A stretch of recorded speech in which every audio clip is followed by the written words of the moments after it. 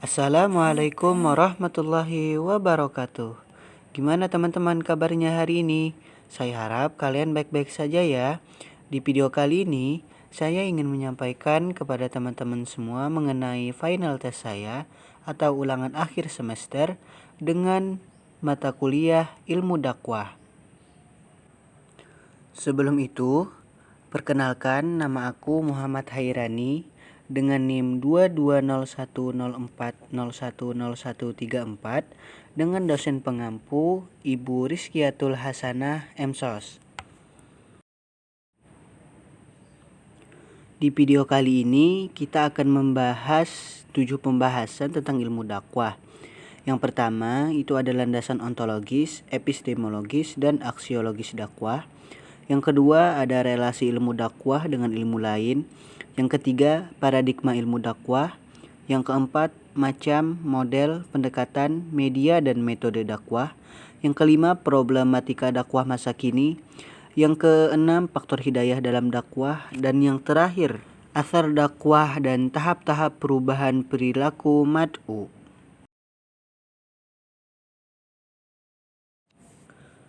Mari kita mulai dengan pembahasan yang pertama, yaitu landasan ontologis dakwah. Sebelum kita mempelajari tentang ontologis dakwah, alangkah baiknya kita mengetahui apa sih ontologis itu. Ontologis secara bahasa dibagi menjadi dua, yaitu ontos yang berarti sesuatu yang berwujud, dan logis berarti ilmu atau teori. Nah, sedangkan menurut istilah adalah ilmu atau teori tentang wujud hakikat yang ada, yang merupakan kenyataan terakhir baik yang berbentuk jasmani maupun rohani. Selanjutnya, ontologis menurut para ahli.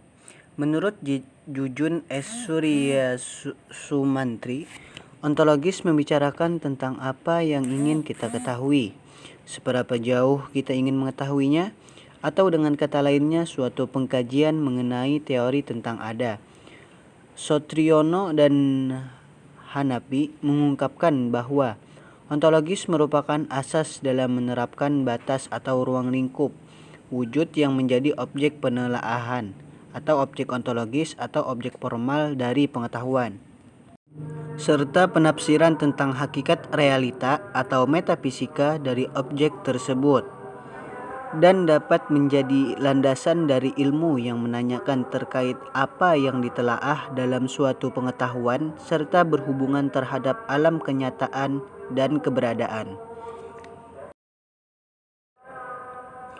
Selanjutnya, definisi dakwah.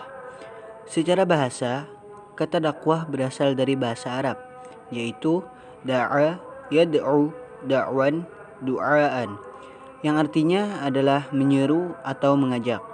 Secara istilah, dakwah bisa diartikan sebagai mengajak manusia untuk mengerjakan kebaikan dan mengikuti petunjuk, menyuruh mereka berbuat baik dan melarang mereka dari perbuatan jelek, agar mereka mendapatkan kebahagiaan dunia dan akhirat.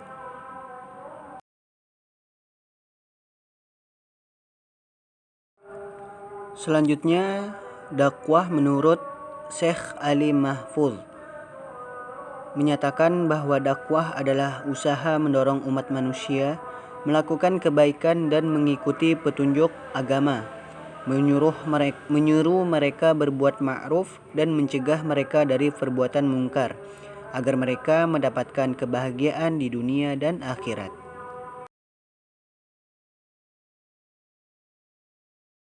Nah, itulah tadi definisi mengenai ontologis dan juga dakwah.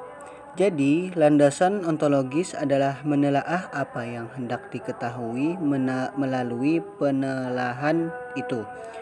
Dengan kata lain, apa yang menjadi bidang telaah ilmu dakwah berlainan dengan agama. Maka ilmu dakwah mengatasi dirinya kepada bidang-bidang yang bersifat empiris atau bukti dan pemikiran objek. Ini tentunya berkaitan dengan aspek kehidupan manusia, sosial, kehidupan agama, pemikiran budaya, estetika, dan filsafat yang dapat diuji atau diverifikasi. Ilmu dakwah mempelajari dan bisa memberikan misi yang berkaitan dengan Islam bagi kehidupan manusia. Ontologis dalam ilmu dakwah berhubungan dengan apa yang menjadi objek kajian pada ilmu dakwah. Nah, objek pada ilmu dakwah terbagi menjadi dua, yaitu yang pertama, objek material ilmu dakwah. Objek material ilmu dakwah adalah bentuk-bentuk penyampaian pesan yang berupa ide, ideologi, ajaran agama, dan sebagainya dari seseorang kepada orang atau kelompok lain. Lalu yang kedua, objek formal ilmu dakwah. Objek formal ini sangat berhubungan dengan persoalan mengenai materi dakwah, bentuk-bentuk sasaran dakwah, cara atau metode penyampaiannya, efek penyampaian ajaran Islam tersebut pada sikap dan tingkah laku individu atau masyarakat yang menerima dakwah. Selanjutnya, epistemologis dakwah. Epistemologis pada dasarnya, epistemologis berasal dari bahasa Yunani, dari dua kata yaitu episteme yang berarti pengetahuan, ilmu pengetahuan, dan logos yang berarti teori, informasi. Dengan demikian dapat dikatakan epistemologis adalah pengetahuan tentang pengetahuan atau teori pengetahuan.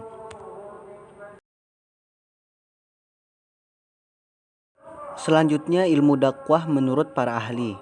Dr. Zalauddin Rahmat memberikan batasan ilmu dakwah adalah ilmu yang mempelajari proses penerimaan, pengelolaan, dan penyampaian ajaran Islam untuk mengubah perilaku individu, kelompok, dan masyarakat sesuai dengan ajaran Islam. Yang kedua, menurut Amrullah Ahmad, mengungkapkan bahwa ilmu dakwah merupakan kumpulan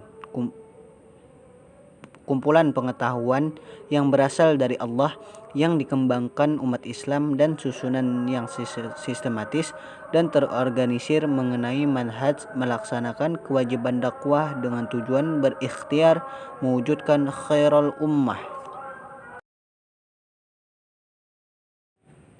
Dari penjelasan tadi, maka dapat kita ketahui bahwa epistemologis dakwah adalah usaha manusia untuk menelaah masalah-masalah objektivitas, metodologi, sumber, serta validitas, serta pengetahuan secara mendalam dengan menggunakan dakwah sebagai subjek bahasan atau titik tolak berpikir.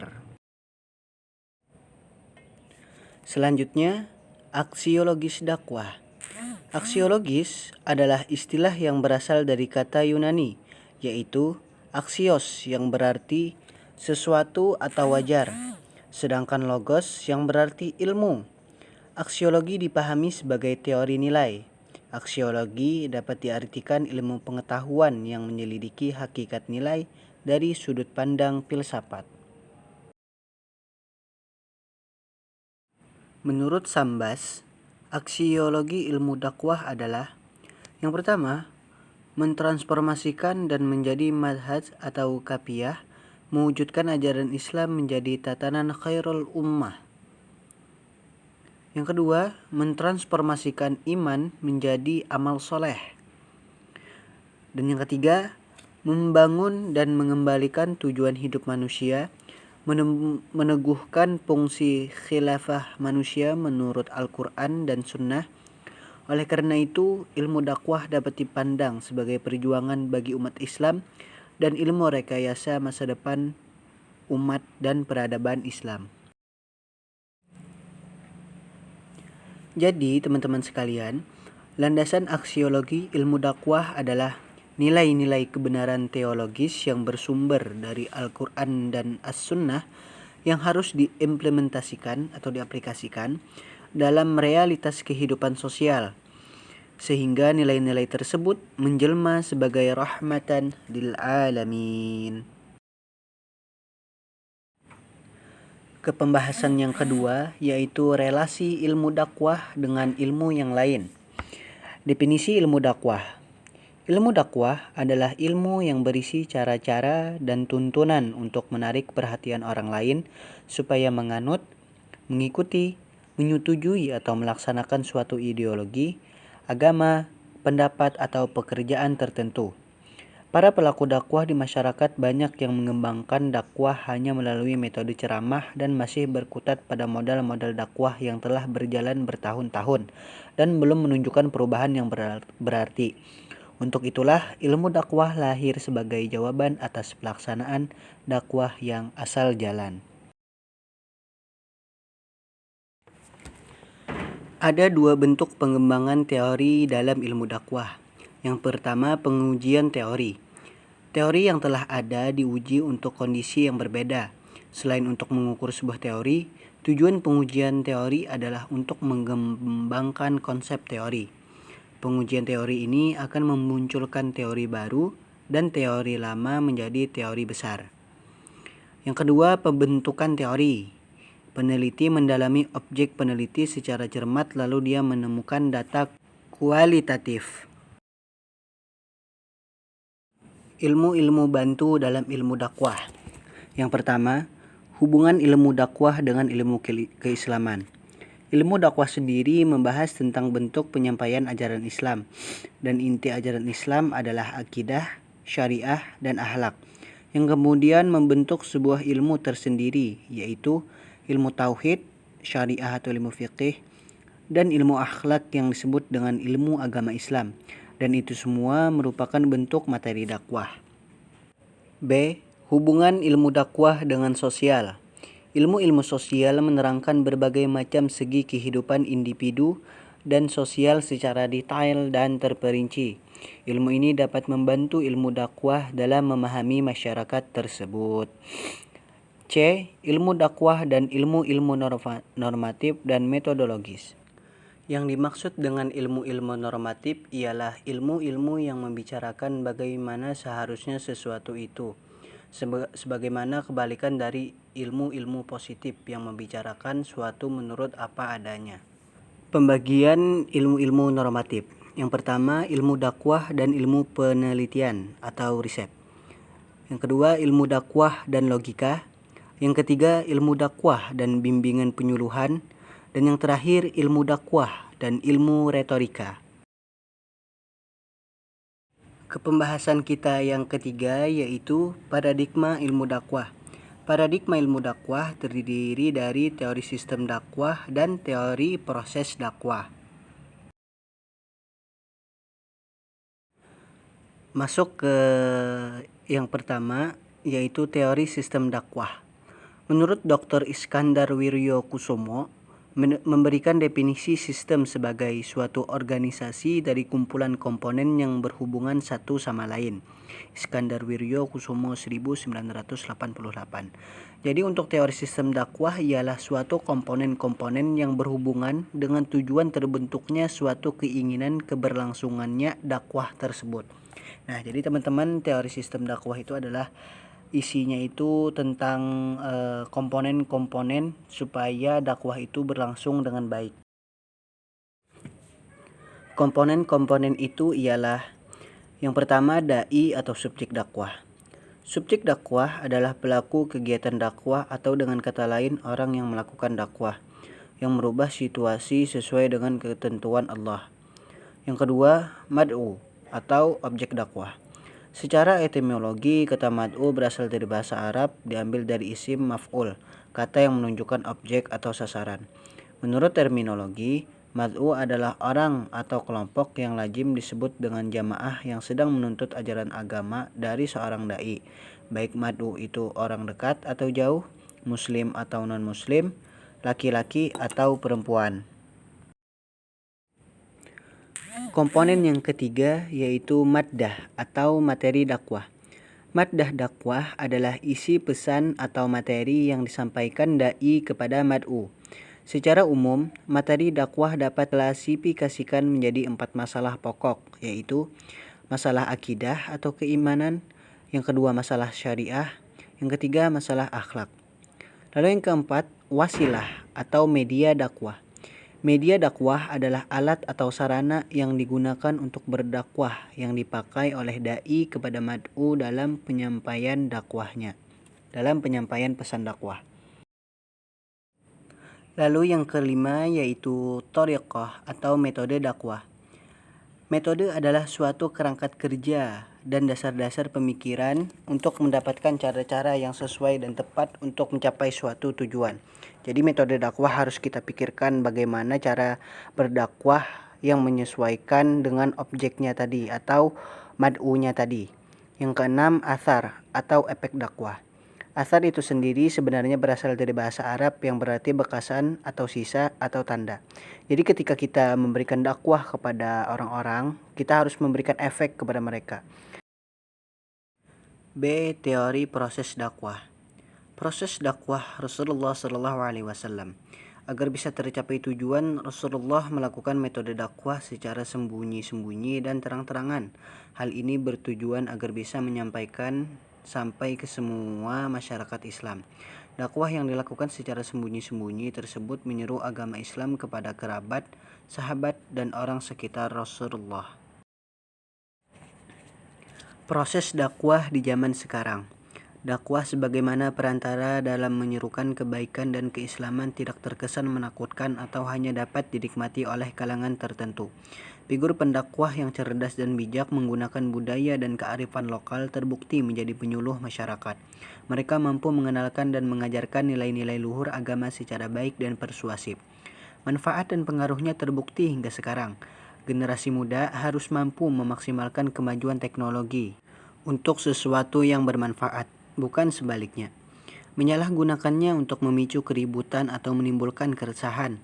Usia remaja hingga menginjak dewasa hampir dapat dipastikan pernah mengecap berbagai macam media sosial yang tersedia, mulai dari Facebook, Instagram, Twitter, YouTube, maupun WhatsApp. Beragam media ini sangatlah baik jika digunakan untuk hal-hal yang bermanfaat. Seperti contohnya adalah berdakwah. Pembahasan kita yang keempat yaitu macam, model, pendekatan, media, dan metode dakwah. Macam-macam dakwah. Yang pertama ada dakwah fardiyah, yang kedua dakwah ammah, yang ketiga dakwah bil lisan, yang keempat dakwah bil hal, yang kelima dakwah bit tadwin, yang keenam dakwah bil hikmah. Model-model dakwah. Model dakwah yang pertama yaitu model fardiyah. Adalah penyampaian ajaran Islam yang ditujukan kepada seseorang secara berhadapan dan terjadi dengan tidak dirancang lebih dahulu. Yang kedua, model dakwah fi'ah atau kelompok. Istilah dakwah fi'ah yang baru muncul dalam pengembangan ilmu dakwah adalah proses dakwah yang ditujukan pada mad'u kelompok kecil atau besar seperti suatu pertemuan dalam majelis tertentu. Metode dan tujuan dakwah ditentukan berdasarkan pertimbangan bentuk pelaksanaan kegiatan tersebut. Model dakwah yang ketiga, model dakwah pendidikan, adalah penyampaian dakwah yang terjadi pada proses belajar mengajar antara murid dan guru. Yang keempat, model dakwah bitiyah adalah model dakwah yang dilakukan melalui perantaraan utusan. Yang kelima, model dakwah koresponden atau mukatabah merupakan model dakwah menggunakan surat menyurat atau tulisan dalam menjalin komunikasi atau menyampaikan dakwah kepada mad'u. Model dakwah yang keenam, model dakwah islahiyah adalah model dakwah yang dilaksanakan untuk mendamaikan antara dua pihak atau lebih yang terbabit dalam perseteruan atau konflik sehingga kedua belah pihak kembali damai tanpa meninggalkan rasa marah atau dendam. Yang ketujuh, model dakwah organisasi merupakan model dakwah yang bergerak pada organisasi karena dakwah melalui organisasi akan lebih terarah, teratur, dan terordinasi sehingga tujuannya pun akan lebih mudah diraih. Selanjutnya model dakwah yang kedelapan, model dakwah umum adalah dakwah yang dilakukan oleh pendakwah seorang diri manakala mau ramai, tidak bersemuka atau bersifat monologis dengan media maupun media cetak ataupun elektronik. Lalu yang terakhir, model dakwah bersepadu adalah model dakwah yang memiliki kandungan yang saling terikat atau tidak terpisah-pisah. Pendekatan dakwah. Pendekatan dakwah adalah titik tolak atau sudut pandang kita terhadap proses dakwah. Menurut Sahudi Rihalt, sebagaimana dikutip Moh Ali Ajiz mengutarakan 3 model pendekatan, yaitu model pendekatan budaya, model pendekatan pendidikan, model pendekatan psikologis. Media dakwah. Media dakwah adalah sarana atau alat untuk mempercepat ide-ide dakwah agar dapat mudah dipahami dan diterima oleh mad'u. Hamzah Yakub mengelompokkan media dakwah kepada 5 macam, yaitu sebagai berikut. Yang pertama lisan, yang kedua tulisan, yang ketiga lukisan, yang keempat audiovisual, dan yang kelima adalah akhlak. Di samping hal di atas, budaya juga dapat dijadikan sebagai media dakwah. Metode dakwah. Metode dakwah yang pertama adalah metode dakwah hikmah. Dalam metode dakwah hikmah ini diartikan sebagai bijaksana, akal budi yang mulia, hati yang bersih, dan menarik perhatian orang kepada agama dan Tuhan. Berdakwah dengan hikmah berarti memerhatikan situasi dan kondisi sasaran dakwah dengan menitik beratkan pada kemampuan mereka. Hal ini dilakukan agar dalam menjalankan ajaran-ajaran Islam lainnya, mereka tidak merasa terpaksa atau keberatan. Metode dakwah yang kedua yaitu mau'izah hasanah. Mau'izah hasanah adalah berdakwah dengan memberikan nasihat-nasihat atau menyampaikan ajaran-ajaran Islam sehingga apa yang disampaikan itu dapat menyentuh hati mereka. Berdakwah dengan metode ini dilakukan dengan penuh perasaan dan kelembutan serta tidak membongkar atau membeberkan kesalahan orang lain. Yang ketiga, metode dakwah mujadalah. Mujadalah adalah berdakwah dengan cara bertukar pikiran dan membantah dengan cara yang sebaik-baiknya dengan tidak memberikan tekanan-tekanan kepada sasaran dakwah. Berdakwah dengan metode mujadalah berarti memberikan argumentasi dan bukti yang kuat sehingga sasaran dakwah dapat menerima dakwah tersebut dengan baik. Pembahasan yang kelima yaitu problematika dakwah masa kini. Aspek-aspek yang berhubungan dengan problematika dakwah masa kini yaitu yang pertama sumber daya pendakwah atau dai, yang kedua mitra dakwah atau mad'u, dan yang ketiga adalah materi dakwah atau maddah. Yang pertama, definisi sumber daya pendakwah atau dai. Dai atau sering disebut sebagai pendakwah merupakan orang yang melakukan dakwah. Dalam ilmu komunikasi, pendakwah adalah komunikator sebagai orang yang menyampaikan pesan komunikasi atau message kepada orang lain. Yang kedua, definisi mitra dakwah atau mad'u. Mad'u adalah manusia yang menjadi sasaran dakwah atau manusia penerima dakwah, baik sebagai individu maupun sebagai kelompok, baik manusia yang beragama Islam maupun tidak. Kepada manusia yang belum beragama Islam, dakwah bertujuan untuk mengajak mereka untuk mengikuti ajaran Islam, sedangkan kepada orang-orang yang telah beragama Islam, dakwah bertujuan meningkatkan kualitas iman, Islam, dan ihsan. Muhammad Abduh membagi mad'u menjadi 3 golongan, yaitu yang pertama golongan cerdik cendekiawan yang cinta kebenaran, dapat berpikir secara kritis dan cepat dapat menangkap persoalan. Yang kedua golongan awam, yaitu orang kebanyakan yang belum dapat berpikir secara kritis dan mendalam, serta belum dapat menangkap pengertian-pengertian yang tinggi. Dan yang ketiga, golongan yang berbeda dengan kedua golongan tersebut. Mereka senang membahas sesuatu tetapi hanya dalam batas tertentu saja, dan tidak mampu membahasnya secara mendalam. Dan yang terakhir, definisi materi dakwah atau maddah. Maddah dakwah adalah isi pesan atau materi yang disampaikan dai kepada mad'u. Dalam hal ini sudah jelas bahwa yang menjadi maddah dakwah adalah ajaran Islam itu sendiri. Secara umum, materi dakwah ada 3, yaitu yang pertama, masalah akidah atau keimanan, yang kedua masalah syariah, dan yang ketiga adalah masalah akhlak. Selanjutnya pembahasan kita yang keenam yaitu faktor hidayah dalam dakwah. Arti hidayah. Kata hidayah berasal dari bahasa Arab, merupakan dari kata al-hadiyu, al-irsyad, al-taujih. Hidayah adalah masdar dari kata yang bermakna memberi tuntunan atau petunjuk dengan halus untuk mencapai tujuan. Orang Arab sering mengucapkan dengan makna aku memberitahu jalanan, menjelaskannya dan menuntun orang tersebut menuju jalan itu. Secara istilah, hidayah adalah penjelasan dan petunjuk jalan yang akan menyampaikan seseorang kepada tujuan sehingga meraih kemenangan di sisi Allah Subhanahu wa taala.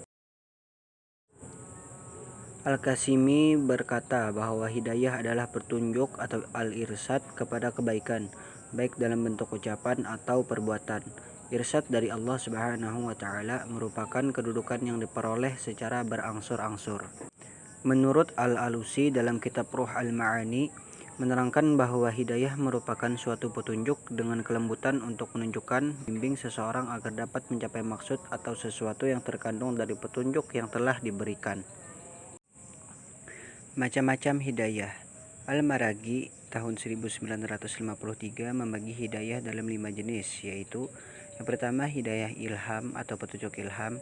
Hidayah ini merupakan fitrah yang Allah Subhanahu wa taala berikan kepada semua makhluk ciptaannya. Hidayah jenis ini terbentuk sejak kita dilahirkan. Lalu yang kedua, hidayah hawasi atau petunjuk panca indera. Hidayah ini merupakan hidayah yang membuat makhluk Allah Subhanahu wa taala mampu merespon suatu peristiwa dengan respon yang sesuai. Yang ketiga, ada hidayah akli atau petunjuk akal. Hidayah ini berupa hidayah yang diberikan oleh Allah kepada manusia, yaitu akal. Karena dengan akal manusia membedakan yang baik dan yang buruk, tetapi masih berpedoman pada wahyu. Yang keempat, hidayah din atau petunjuk agama. Hidayah ini berupa wahyu yang diturunkan Allah Subhanahu wa taala kepada Rasul-Nya untuk disampaikan kepada umatnya atau kepada manusia seluruhnya untuk dijadikan sebagai pedoman hidup guna mencapai kebahagiaan hakiki di dunia dan di akhirat. Dan yang kelima, ada hidayah taufik atau pertolongan. Hidayah ini merupakan hidayah yang membuat manusia hanya akan menjadikan agama sebagai panduan hidup dalam menjalani kehidupannya. B. Hidayah dalam berbagai kasus konversi agama. Konversi agama secara umum dapat diartikan berubah agama ataupun masuk agama. Konversi agama sebagai suatu macam pertumbuhan atau perkembangan spiritual yang mengandung perubahan arah yang cukup berarti dalam sikap terhadap ajaran dan tindakan agama. Menurut Wildan Baihaqi, konversi agama menunjukkan bahwa suatu perubahan emosi yang secara tiba-tiba ke arah mendapat hidayah Allah Subhanahu wa taala secara mendadak telah terjadi, yang mungkin saja sangat mendalam atau dangkal, dan mungkin pula terjadi perubahan tersebut secara berangsur-angsur.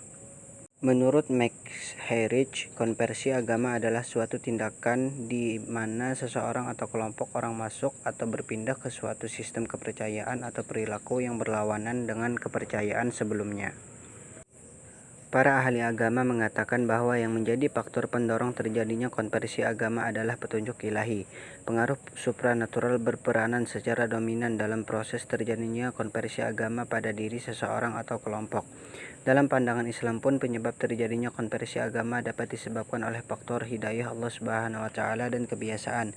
Tentang hidayah agama, Allah Subhanahu wa taala berfirman dalam Quran surah Al-Qasas ayat 56 yang artinya, sesungguhnya kamu tidak akan dapat memberi petunjuk kepada orang kamu kasihi, tetapi Allah memberi petunjuk kepada orang-orang yang dikehendakinya, dan Allah lebih mengetahui orang-orang yang mau menerima petunjuk. Dari ayat tersebut dapat diambil kesimpulan bahwa bagaimanapun usaha orang untuk mempengaruhi seseorang untuk mengikuti keyakinannya tanpa ada kehendak Allah Subhanahu wa taala, maka tidak akan bisa. C. Hidayah dan ikhtiar dakwah. Dakwah merupakan ikhtiar seorang dai untuk memberikan pemahaman atau ajakan untuk mencapai suatu tujuan yang baik kepada mad'u. Di sini seorang dai diwajibkan dan diperintahkan terus menyampaikan seruan kebaikan kepada semua manusia, berdakwah melalui lisan, tulisan, bilhal, atau dengan kekuasaan dengan hati. Sedangkan hasilnya, apakah orang tersebut akan berubah dan akan mendapatkan hidayah, semua itu serahkan kepada Allah Subhanahu wa taala dan bertawakallah hanya kepadanya. Dai hanya boleh berharap Allah Subhanahu wa taala melimpahkan hidayah kepada masyarakat atau mad'u yang didakwahi. Melalui ikhtiar optimal yang sudah dai lakukan, dai hanya boleh berharap mereka yang didakwahi menjadi orang-orang berkepribadian Islami dan turut bersama-sama memperjuangkan kalimat Allah Subhanahu wa taala. Di antara metode yang dilakukan para dai untuk membantu mad'u mendapatkan hidayah dari Allah adalah sebagai berikut. Yang pertama, menanamkan tauhid. Seorang dai sangat penting untuk menanamkan tauhid kepada mad'u agar mendapat hidayah Allah Subhanahu wa taala. Yang kedua, mengajak mad'u bertaubat kepada Allah. Allah tidak akan memberi hidayah kepada orang yang tidak bertaubat dari kemaksiatan. Bagaimana mungkin Allah memberi hidayah kepada seseorang sedangkan ia tidak bertaubat? Lalu yang ketiga, dai istiqomah bertablik atau mengajarkan Islam. Tanpa ilmu agama, seseorang tidak mungkin akan mendapatkan hidayah Allah. Yang keempat, mengajak mad'u untuk selalu membaca Al-Quran, memahaminya, mentadaburinya, dan mengamalkannya. Yang kelima, mengajak mad'u untuk istiqomah di jalan Allah. Yang keenam, mengajak mad'u untuk selalu mengerjakan salat. Di antara penyebab yang paling besar seseorang mendapat hidayah adalah orang yang senantiasa menjaga salatnya. Lalu yang terakhir, mengajak mad'u untuk selalu berkumpul dengan orang-orang soleh. Sosialisasi dengan orang yang soleh sangat urgent untuk menggapai pintu hidayah. Selanjutnya ke pembahasan kita yang terakhir, yaitu efek-efek dakwah dan tahap perubahan perilaku mad'u. Yang pertama, persuasi dakwah. Mari kita bahas apa sih persuasif itu. Komunikasi persuasif adalah komunikasi yang dilakukan dengan tujuan mempengaruhi dan membujuk orang lain agar menuruti permintaan, perintah, atau menyetujui suatu argumen tersebut. Secara khusus, Batinghausen menekankan adanya 3 unsur penting dalam komunikasi persuasif. Ketiga unsur tersebut adalah A. Usaha yang disengaja, B. Perubahan tingkah laku, C. Penyampaian pesan. Selanjutnya, pengertian dakwah persuasif. Dakwah persuasif adalah usaha untuk mempengaruhi pendapat, pandangan, sikap, ataupun tingkah laku seseorang. Dapat ditempuh secara koersif, yaitu dengan cara paksa, bila perlu disertai dengan teror-teror yang dapat menekan batin dan menimbulkan ketakutan. Selain itu, ada cara persuasif, yaitu dengan mempengaruhi jiwa seseorang, sehingga dapat membangkitkan kesadarannya untuk menerima dan melakukan suatu tindakan. Dakwah termasuk jenis cara kedua. B. Tahap perubahan perilaku. Menurut Majdi Hilali dalam bukunya, setiap perubahan perilaku melewati 3 tahapan besar, yaitu yang pertama akal. Jika pemikiran manusia bersumber dari perasaan dan berpusat pada hati, maka yang menggerakkan perasaan itu adalah pikiran. Lalu yang kedua adalah hati. Pemikiran menjadi pijakan dalam perbuatan, namun tetap berlandaskan pada hati. Lalu yang ketiga, hawa nafsu. Rasa keinginan diri untuk melakukan sesuatu yang disenangi diri. Proses perubahan mitra dakwah setelah mendapat pesan-pesan dakwah dapat melalui berbagai macam tahap dan cara yang berbeda. Dakwah selalu diarahkan menuju 3 aspek pada diri mitra dakwah. A. Efek kognitif adalah efek yang muncul melalui pesan-pesan dakwah secara informatif. B. Efek afektif adalah efek yang berhubungan dengan perasaan, emosi, dan sikap seorang mitra dakwah. C. Efek behavioral adalah efek yang timbul setelah timbulnya 2 efek sebelumnya, bisa berupa tindakan atau tingkah laku yang merealisasikan pesan yang disampaikan sang pendakwah. Dan yang terakhir adalah evaluasi efek dakwah. Evaluasi efek dakwah seringkali diabaikan oleh kebanyakan pendakwah, baik perorangan maupun lembaga. Kebanyakan mereka setelah dakwah disampaikan maka selesailah dakwah tersebut, padahal evaluasi itu sangat penting untuk penentuan rencana dakwah yang akan dilakukan berikutnya. Evaluasi efek dakwah harus dilaksanakan secara radikal dan komprehensif, artinya tidak setengah-setengah. Seluruh komponen sistem dakwah harus dievaluasi secara lengkap. Oleh sebab itu, setelah persuasi dakwah dilakukan, beberapa hal yang harus dievaluasi sebagai berikut. Yang pertama, penyajian pesan komunikasi. Penyajian pesan komunikasi adalah tahap pertama dalam proses persuasi. Walaupun dakwah bukan satu-satunya faktor yang menentukan, tetapi tahap ini sangat penting. Oleh sebab itu, seorang pendakwah harus memahami masyarakat yang akan menerima dakwahnya. Yang kedua, perhatian. Bertambahnya perhatian pendengar pada dakwah karena sering mendengar dan mengalami dalam hidup pendengar. Adanya perasaan perhatian pada dakwah dapat mendekatkan pendengar pada Allah Subhanahu wa taala. Semua itu menambahkan pendengar terhadap maksud dan tujuan dakwah. Lalu yang ketiga, pemahaman. Setelah pendakwah mendapat perhatian dari orang yang menerima dakwah, maka apakah mereka dapat memahami apa yang disampaikan dengan baik? Yang keempat, tunduk pada pesan pembicara. Sejauh mana pendengar dan pembaca meyakini isi pesan yang telah dipahami. Tunduk pada pesan pembicara tidak akan terjadi jika pendengar dan pembaca belum meyakini kebenaran isi dakwah dan keuntungan yang didapat dengan mematuhi pesan tersebut. Setidaknya mereka bisa menghindari kerugian yang terjadi menimpa mereka. Lalu yang kelima, penahanan dalam ingatan. Jika pendengar sudah minat dan tunduk pada pesan pembicara, maka sejauh mana mereka menahan dalam ingatan mereka. Lalu yang terakhir, tingkah laku. Pendengar dakwah harus benar-benar melaksanakan tingkah laku sesuai dengan harapan pendakwah. Mungkin itu saja yang ingin saya sampaikan kepada teman-teman semua mengenai final test atau ulangan akhir semester saya dengan mata kuliah ilmu dakwah. Saya memohon maaf apabila ada kesalahan ataupun kekeliruan dalam penyampaian saya mengenai materi ilmu dakwah ini. Terima kasih telah menonton. Wassalamualaikum warahmatullahi wabarakatuh.